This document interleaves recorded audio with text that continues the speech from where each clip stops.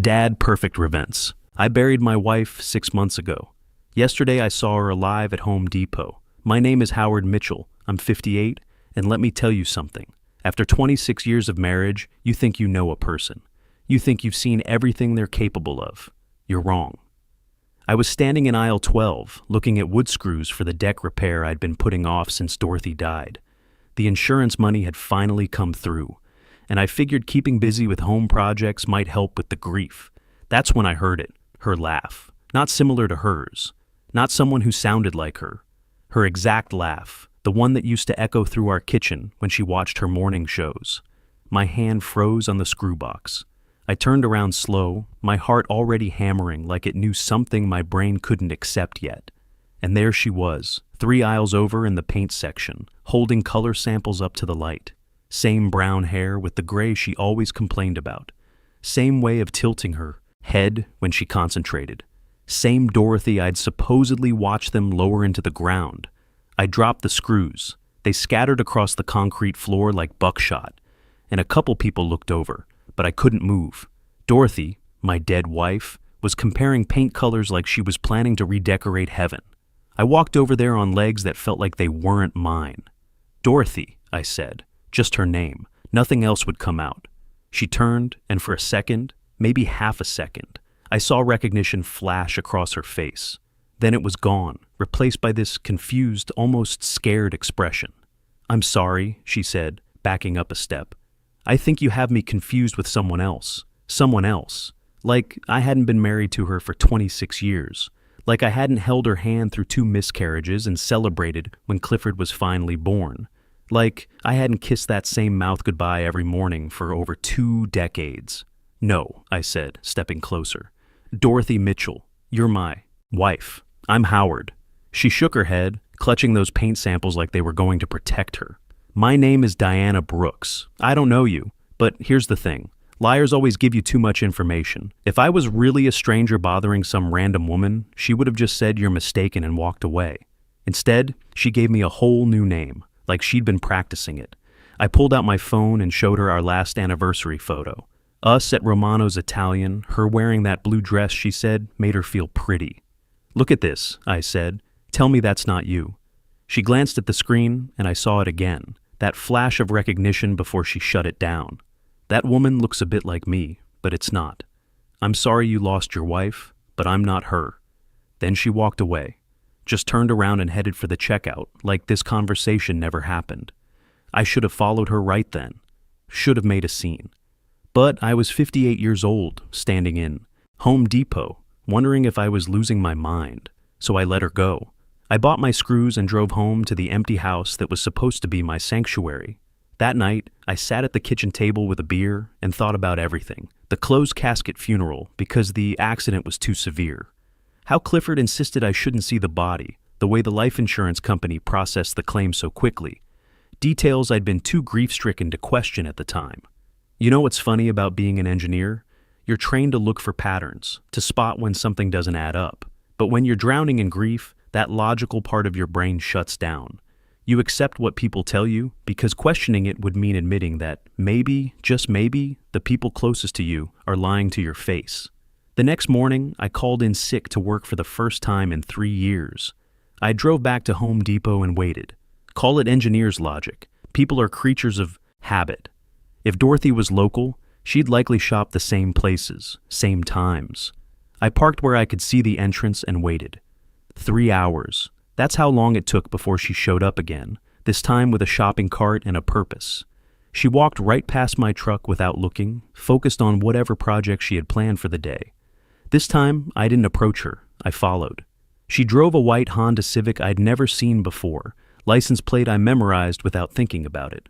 Old habits from my engineering days. You document everything, you verify twice, you trust, but confirm. We went about 15 minutes from Home Depot to a neighborhood I'd driven through but never really noticed.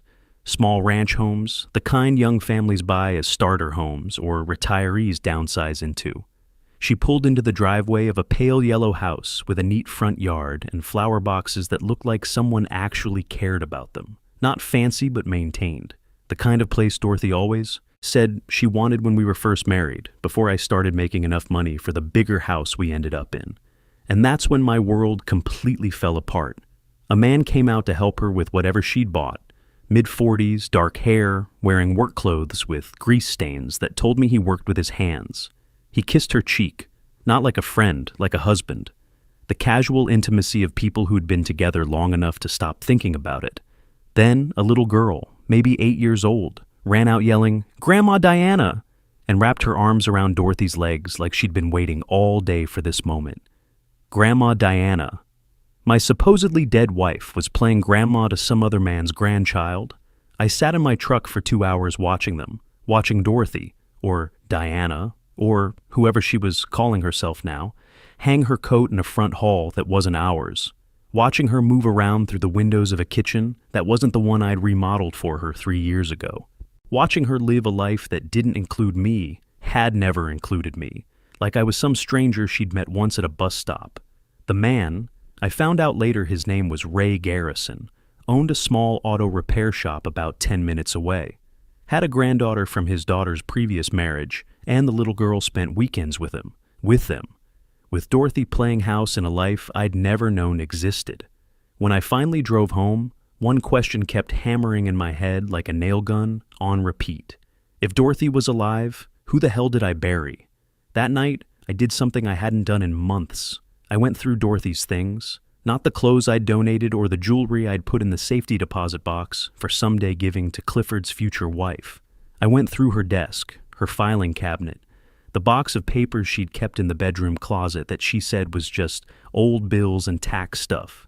Turns out, it wasn't just old bills. There were bank statements for accounts I'd never seen before, credit card applications in her maiden name, a post office box rental receipt dated 3 years ago, insurance forms, medical records, even what looked like a birth certificate, all for Diana Brooks. Diana Brooks.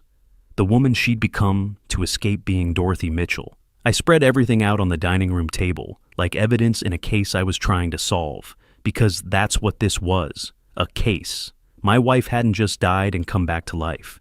She'd planned to disappear, created a new identity, and executed it so perfectly that even I, the man who'd shared a bed with her for 26 years, had bought the lie completely. The next morning, I called Clifford, my son, my only child, the boy I'd taught to ride a bike and helped through college and trusted to help me navigate the worst loss of my life. He answered on the first ring, which should have been my first clue. Something was off. Clifford never answered on the first ring. "Dad, hey, what's up? Son, I need to ask you something, and I need you to tell me the truth. Did you actually see your mother's body after the accident?" Long pause. Too long. In engineering, we call this a red flag indicator. When someone takes too long to answer a simple yes or no question, they're calculating their response instead of just giving it. "Dad, we talked about this. The accident was bad. The funeral director said it was better to remember her the way she was." "That's not what I asked. Did you see her body? Yes or no?" Another pause. "No." "But Dad, why are you asking this? Are you okay? Have you been taking your blood pressure medication?" See, that's deflection. Instead of answering my question, he was trying to make me question myself. Classic manipulation technique. I'd seen project managers do it in meetings when they didn't want to admit they'd missed a deadline. I told him everything.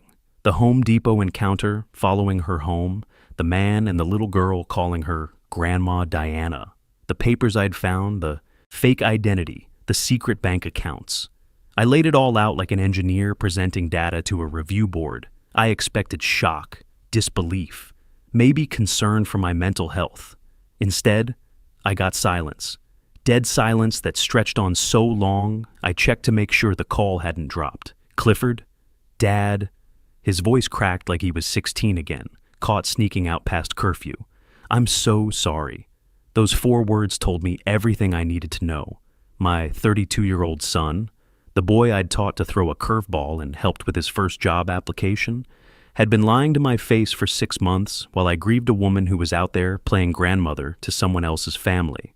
"How long have you known?" I asked. "About 3 years. I found out by accident when I was helping with the business paperwork for the marine supply company. You remember when you had that hernia surgery and couldn't lift anything for 6 weeks? I was going through the files, trying to organize everything for tax season, and I found duplicate utility bills, insurance payments going to 2 different addresses, phone bills for numbers I'd never seen before. I remembered that surgery. I remembered being grateful that Clifford was willing to help with the paperwork so I could focus on recovering. I remembered thinking what a good son I had, how responsible he'd become.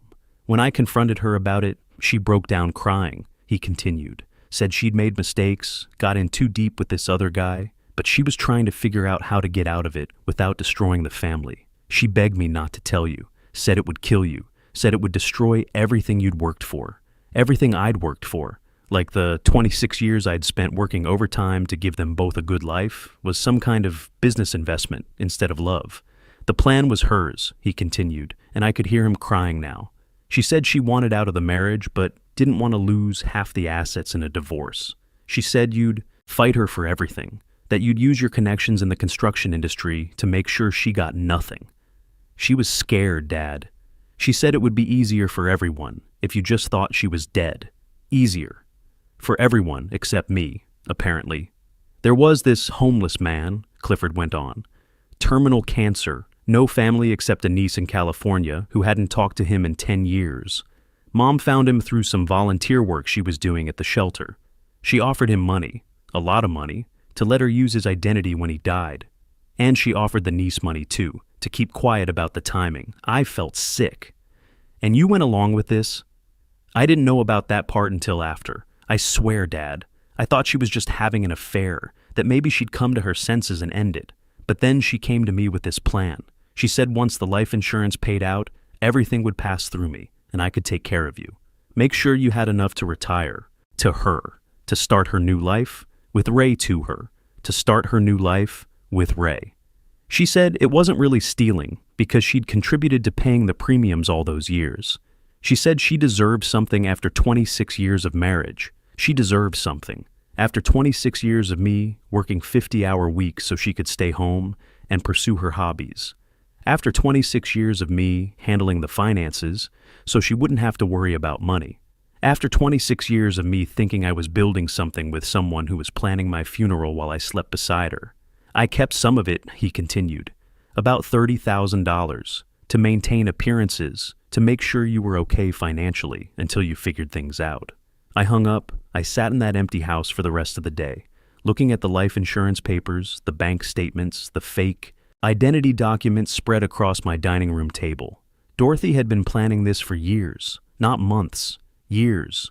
While I was working overtime to pay off the mortgage early so we could retire comfortably, she was creating Diana Brooks.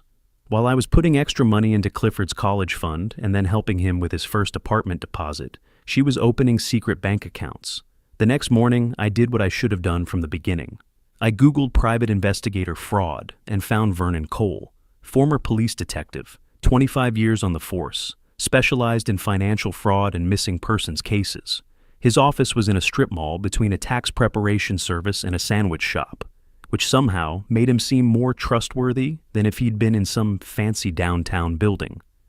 I walked in with a folder full of everything I'd found. Vernon was probably 60, gray hair, sharp eyes behind reading glasses, the kind of guy who'd seen every kind of human stupidity and wasn't surprised by any of it anymore. My wife faked her death, I told him, sitting down across from his desk. My son helped her do it. They stole $150,000 in life insurance money, and she's living under a false identity with another man. He didn't even blink. Just opened the folder and started going through the papers I'd brought. If what you're telling me is true, Vernon said after 20 minutes of reading, this goes way beyond adultery. This is insurance fraud, identity theft, conspiracy to commit fraud. We're talking about multiple felonies here.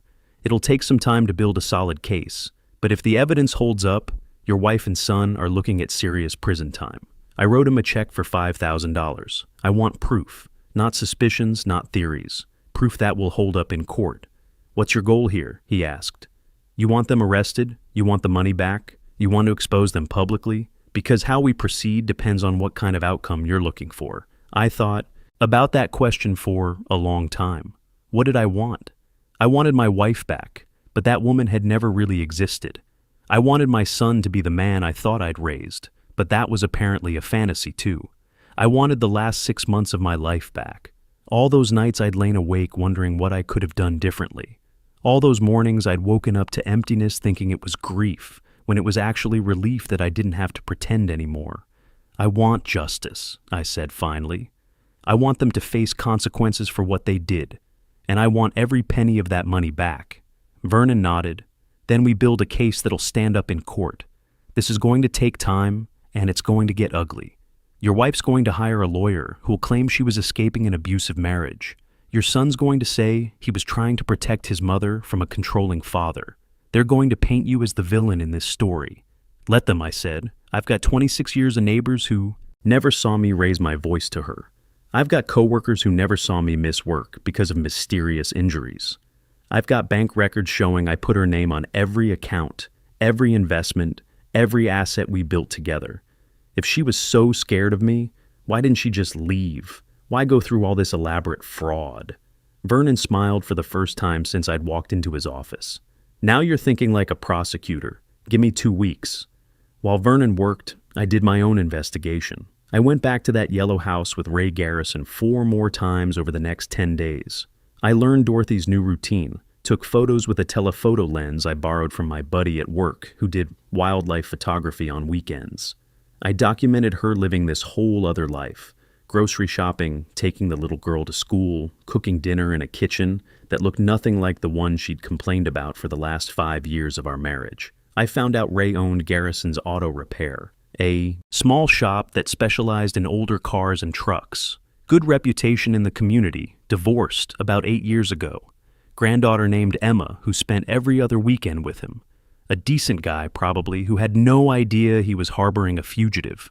Dorothy had inserted herself into their lives so smoothly, it was like she'd always been there. Playing grandmother, playing house, playing the role of a woman who'd found love later in life, instead of a woman who'd faked her death to avoid the inconvenience of divorce. Vernon called me exactly 2 weeks later. I've got enough for a full report. You need to see this in person. The folder he handed me was 3 times thicker than what I'd brought him. Bank records showing Dorothy had been siphoning money into secret accounts for over 2 years before her death. Property records for the Yellow House, purchased under the Diana Brooks identity 8 months ago, with cash. Utility bills, credit card applications, even a voter registration, all under the fake name. And then the smoking gun, phone records showing regular calls between Dorothy's secret phone and Clifford, continuing right up through the previous week. Even after confessing to me, my son was still in contact with her, still part of the conspiracy. Your wife didn't just fake her death, Vernon said. She's been planning this new life for years. The homeless man who died in her place, his name was William Davis, and he died of cancer in County General Hospital on March 15th, 6 months and 3 days ago. The niece in California was paid $25,000 to keep quiet about the timing of his death and to authorize cremation under your wife's name. And my son knew all this? The phone records suggest he's been helping her maintain her new identity even after the funeral. He's not just an accomplice, Mr. Mitchell. He's been actively participating in defrauding you for months.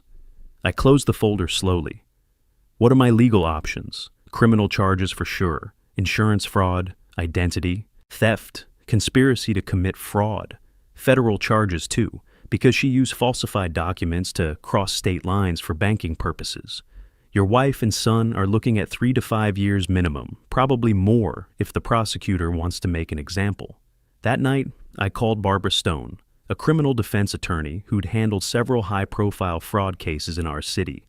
Ironic, hiring a defense attorney to help me prosecute someone, but Vernon said she understood the system better than most prosecutors. She reviewed Vernon's evidence and nodded grimly. This is a prosecutor's dream case. Everything's documented, multiple felonies, clear financial motive, and the defendant's own phone records prove ongoing conspiracy. How do you want to proceed? I want them both arrested. I want the money back. And I want everyone who knew me to understand that I wasn't the problem in my marriage. She filed the complaints the next morning. By noon, warrants were issued for Dorothy Mitchell, also known as Diana, Brooks and Clifford Mitchell on charges of insurance fraud, identity theft, conspiracy to commit fraud, and theft by deception. They arrested Dorothy first at Ray's house while she was making lunch for Emma. Vernon's contact in the police department said she didn't resist, just asked for a phone call and a lawyer. Ray stood on his front porch watching them put her in the patrol car, probably wondering who the hell he'd been living with for the past year. They got Clifford at his apartment 2 hours later. He called me from jail that evening. "Dad, please, we can work this out. We can pay back the money. Mom's scared. She's in a cell with prostitutes and drug dealers. You don't have to do this. We're family." "Son," I said, and my voice was steadier than I expected it to be. "You helped your mother fake her death and steal $150,000 from me.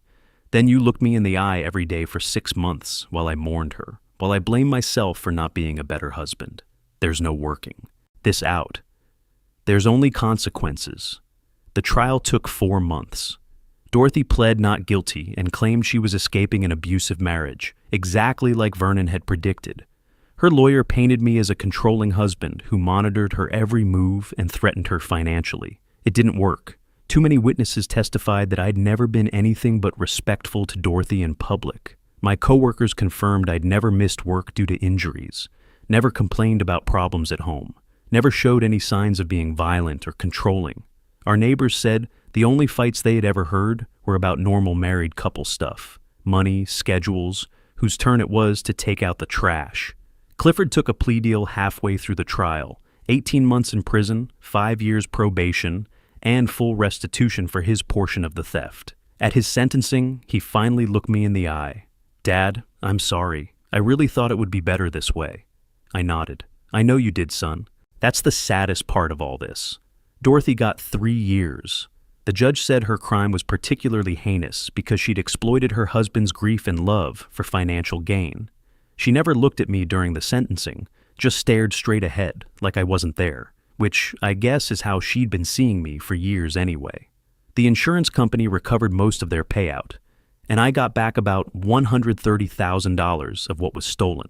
Not everything, but enough to rebuild with. Ray Garrison tried to contact me once through Vernon, wanting to know if Dorothy had really been married to me. Vernon told him yes, for 26 years, and that he'd gotten lucky finding out who she really was before she decided to die on him too. Today, I'm 59, single, and sleeping better than I have in years. My son writes me letters from prison, and maybe someday we'll rebuild what he broke. Dorothy will be out in 2 years with good behavior, but she'll never be out of the consequences of what she did. Sometimes people ask if I'm angry. The truth is, I was angry for a while, but anger burns out eventually, and what's left is something better, clarity. I know exactly who I am, what I'm worth, and what I won't tolerate. And I know that sometimes the best revenge is just living well while the people who tried to destroy you face the consequences of their choices. That's enough for me. Trust isn't just about believing someone won't hurt you. It's about knowing they won't systematically plan your destruction while you sleep beside them every night. The people who truly respect you will tell you hard truths to your face, not comfortable lies that serve their agenda.